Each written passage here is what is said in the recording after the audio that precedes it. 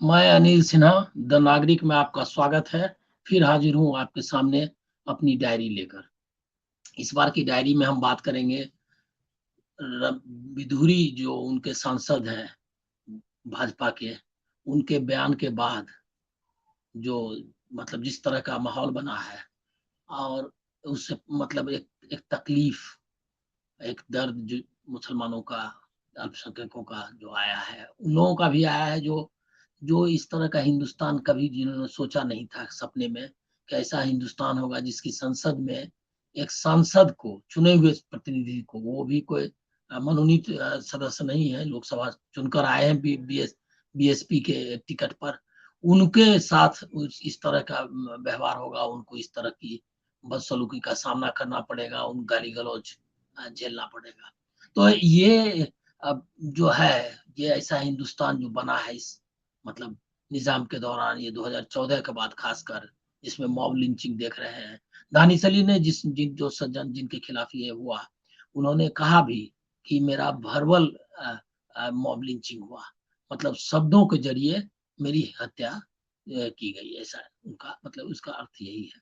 तो ये जो है हिंदुस्तान, उस हिंदुस्तान, और उस हिंदुस्तान के बारे में हम बात करना चाहेंगे जो हिंदुस्तान बंटवारे के बाद इतने खून खराबे, लाखों लोगों के मरने, लाखों लोगों के चले जाने, लाख मतलब लाखों हजारों में, हजार लाख हो या हजार में, कहीं हजारों में महिलाओं के साथ उनके साथ बलात्कार, इन घटनाओं के बाद जो हिंदुस्तान बना था, उस हिंदुस्तान में एक चीज थी, कुछ ऐसी खास बात थी जिसको लेकर जो पाकिस्तान में बस गए थे लोग, जो चले गए थे मुसलमान, वो वापस आ गए। और इस ऐसे ही मतलब एक आदमी नहीं, ये कई किस्से हैं, छोटे स्तर पर भी है और बड़े स्तर पर भी है।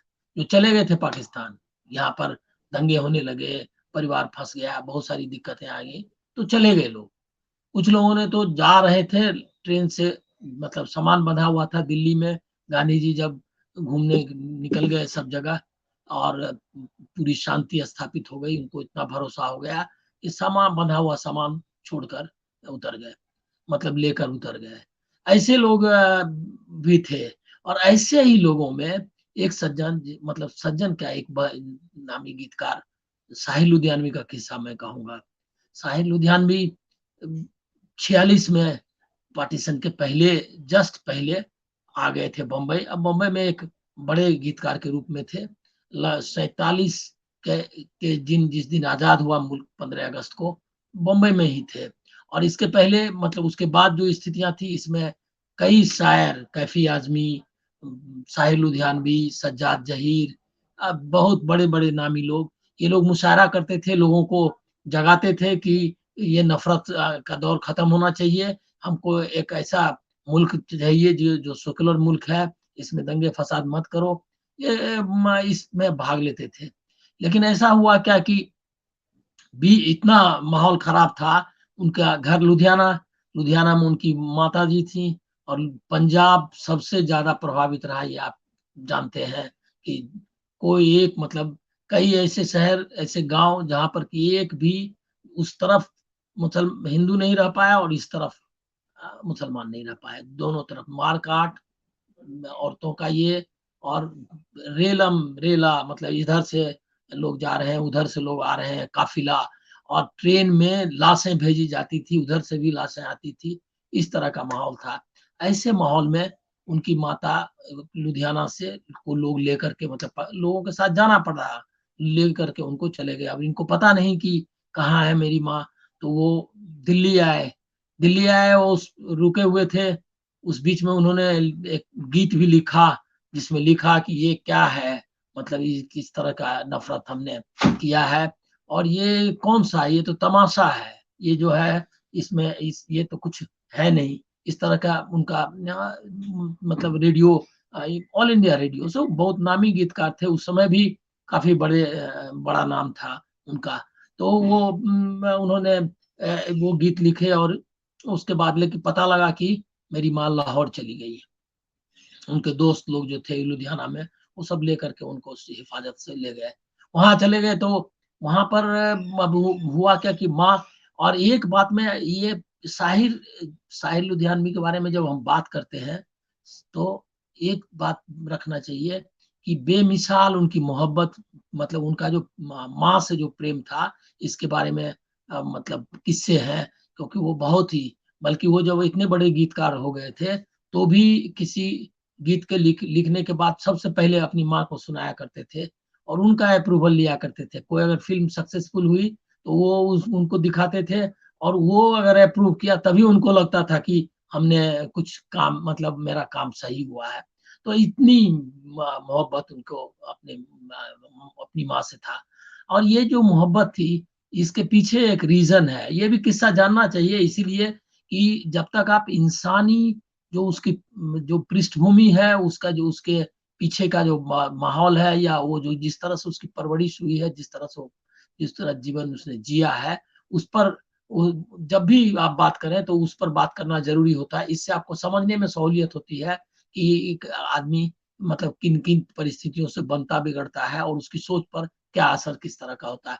वो जो अपनी वो जो उनके पिता थे, उन्होंने 12 शादियां की थी और इनके जो ये थे, मतलब इनकी माँ जो थी वो 11वीं संतान थी, मगर 11वीं पत्नी थी अपने शौहर की। और ये उनका इन बना नहीं, क्योंकि वो बहुत बड़े जागीरदार, मतलब बहुत सामंत, बड़े जमींदार थे। और पूरा उनका बहुत सारा दोस्त था, मतलब नशा वगैरह ये वो, मतलब एकदम जीते थे एकदम ठाकुर, मतलब एक बड़े जमींदार की तरह जीते थे।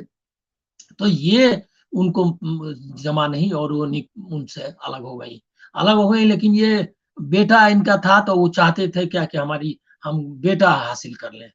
ये बात मुकदमा मतलब कोर्ट तक गया। और हालत ये थी कि दुश्मनी ऐसी थी, लुधियाना में ही अपने मायके रहती थी ये, बेटे को अगवा न कर लें इसके लिए वो गार्ड रखना पड़ा, अकेले नहीं जा सकते थे साहिर। तो उनका बचपन बहुत मतलब इस तनाव में जी ये हुआ कि खुल करके वो कहीं जाना आना भी उनका मुश्किल था। तो ऐसे साहिर, और इसीलिए उनको ये भी कहा जाता है कि इसकी वजह से ये जो तन्हाई थी, ये जो अकेलापन था, जिसकी वजह से उन्होंने लिटरेचर में उनका इंटरेस्ट हुआ और दुनिया भर का लिटरेचर पढ़ा उन्होंने। और इस तरह से उनकी ये हुई। तो पिताजी वो माँ के बारे में आपको बताएं कि जब ये मुकदमा हुआ कोर्ट में, जब बात आई तो माँ ने दावा किया कि बेटे को नहीं देना है। और तब हुआ, ये 5वीं क्लास में थे, इनसे पूछा गया, पूछा जज ने कि तुम कहाँ रहना चाहते हो, इसने कहा कि मैं माँ के साथ रहना चाहता हूँ। वो उस जज ने कहा, और उसने उसके पिता से पूछा कि आप इसको पढ़ाएंगे? कहा कि ये जागीरदार का बेटा है, इसको पढ़ाने की क्या जरूरत है, इसके पास तो इतने इतने पैसा और इतनी ये है, संपत्ति है कि ये तो इसको संभाल ले, यही बहुत है। तो जज ने कहा कि इसका मतलब कि ये शख्स इसको पढ़ाएगा लिखाएगा नहीं, और उन्होंने उस माँ को सुपुर्द कर दिया। तो बहुत ये इस तरह की उनकी मोहब्बत। तो जो माँ को उन्होंने जो देखा था कि एक जमींदार की पत्नी होने का जो दर्द था, तो जमींदारी और जो जिस तरह से कहते हैं औरतों की गुलामी, इसके खिलाफ उनके मन में एक नफरत थी। और यही नफरत उनको ले गई प्रगतिशील जो आंदोलन है वो ऑल इंडिया स्टूडेंट फेडरेशन में चले गए, उसके चुने गए। वहां पर जो अपने यूनियन का जो कॉलेज का था उसके भी चुने गए, मतलब सेक्रेटरी। और इस तरह से उनका हुआ।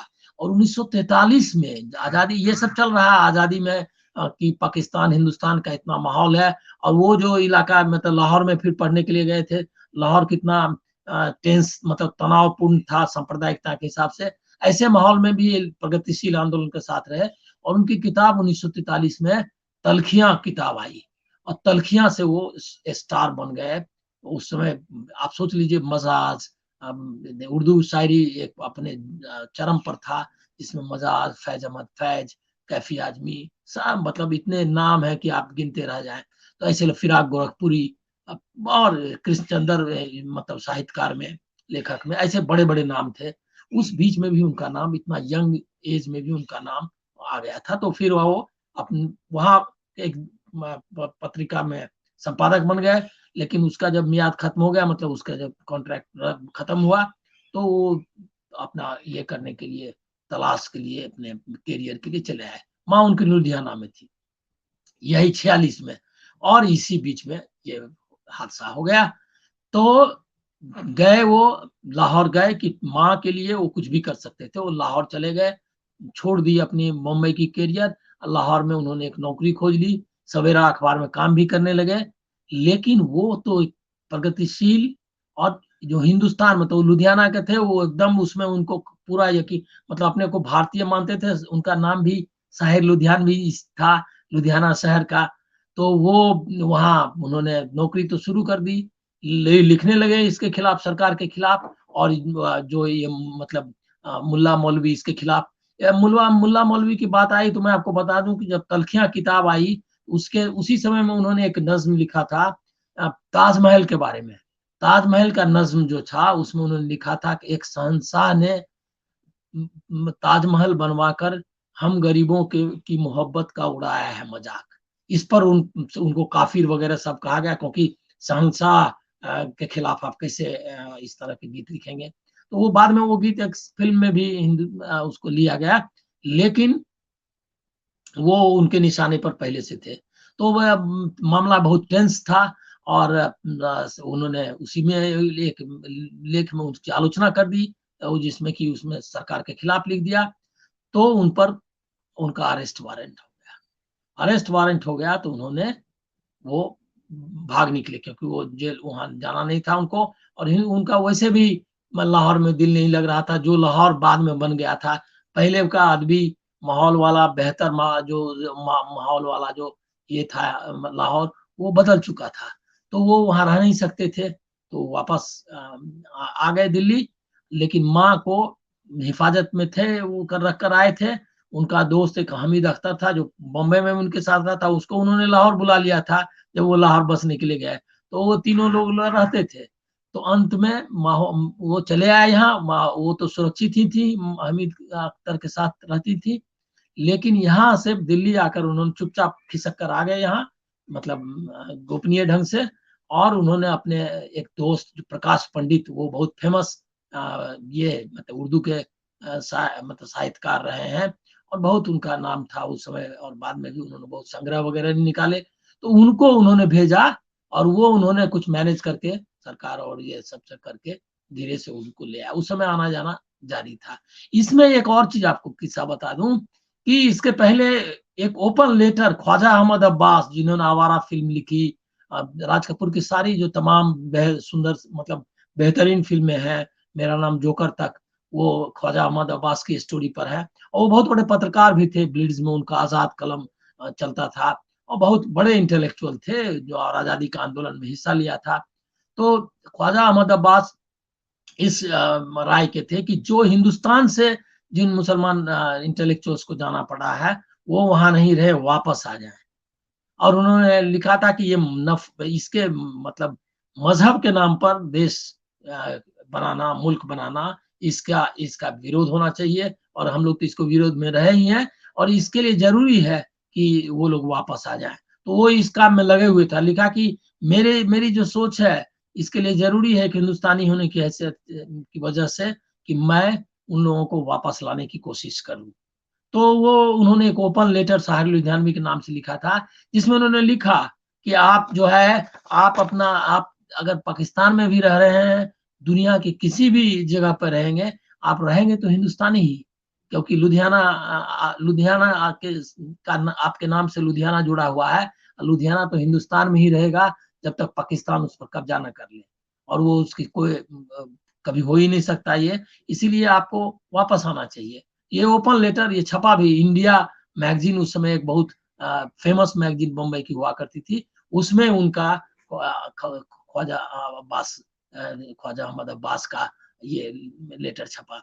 और वो और भी लोगों के लिए प्रयास कर रहे थे, लेकिन ये खासकर उनको ओपन लेटर तो साहिर लुधियान में उन्होंने लिखा। तो साहिर के लिए ये सब बातें भी थी। तो मुश्किल से मतलब 48 के आसपास गए थे, जनवरी के आसपास वो वहाँ पाकिस्तान। और 49 में वापस आ गए। और वो शख्स जो वापस आने को क्यों आए, वापस यही इसी बात के लिए मैंने ये चर्चा शुरू की है।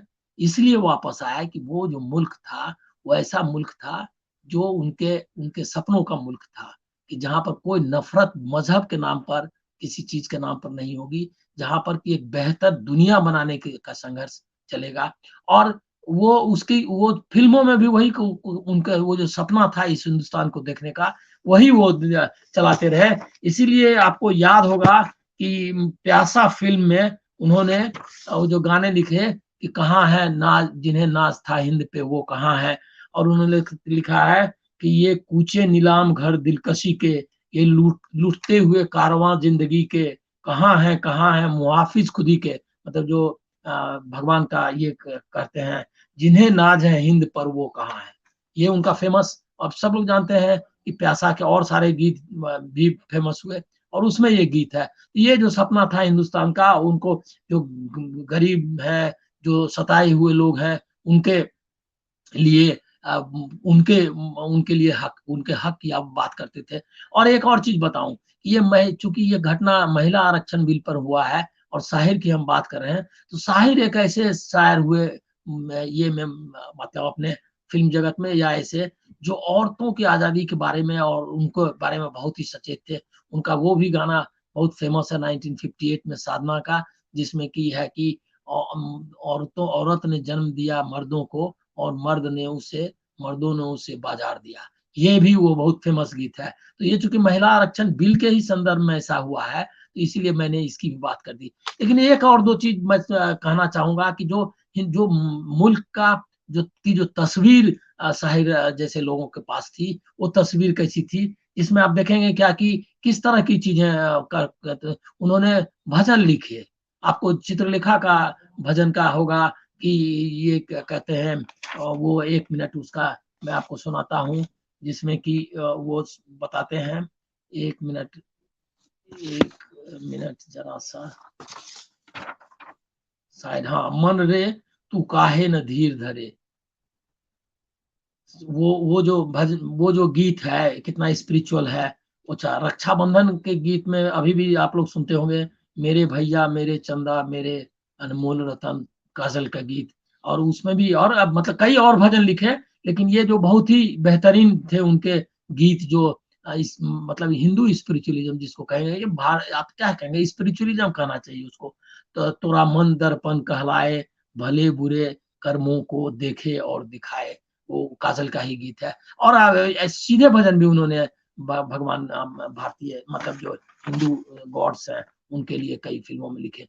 तो उसमें ये फर्क नहीं है, मतलब हिंदू का है ये की पूजा है, मुसलमान का है, ये सब में कोई फर्क नहीं है। तो ये ऐसे से थे शाहिर। और ऐसा ही फिर मंटो भी गए तो मंटो भी छटपटाते रहे।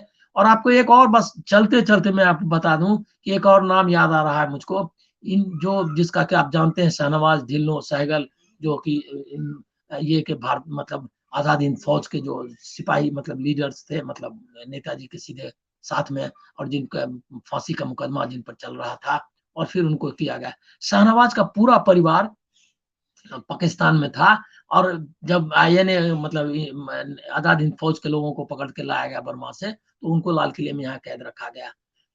और वो जब आजाद हो गए, मतलब छूट गए मुकदमे से, तो लौट कर नहीं गए पाकिस्तान। इसलिए नहीं गए पाकिस्तान कि वो जो जिस हिंदुस्तान के लिए लड़ रहे थे, वो अखंड हिंदुस्तान के लिए, कि उसके लिए वो उन्होंने अपनी जीवन मतलब जान की बाजी लगाई थी। तो इसलिए बटा हुआ पाकिस्तान मतलब जो मजहब के आधार पर बना था, वहां नहीं जाना था। तो शाहनवाज पूरी जिंदगी रह गए यहीं, मरे यहाँ, 4 बार सांसद रहे, मंत्री भी रहे, लेकिन उनका पूरा परिवार रहा। और बरसों बाद, क्योंकि उनका पूरा परिवार फौज में ही रहने वाला था, मतलब सारा परिवार, मतलब दादा वगैरह सब फौज के ही लोग थे। तो वो जो है शाहनवाज खान उनका नाम था। तो शाहनवाज का बेटा उनसे बरसों बाद आया हिंदुस्तान मिलने के लिए, क्योंकि आने का वो फौज में रहने वाला था, तो उसको पूरा परिवार, तो उनको वीजा मिलता नहीं था, तो आ नहीं सकते थे, तो उनका हुआ यहीं, लेकिन मरे यहीं रह गए।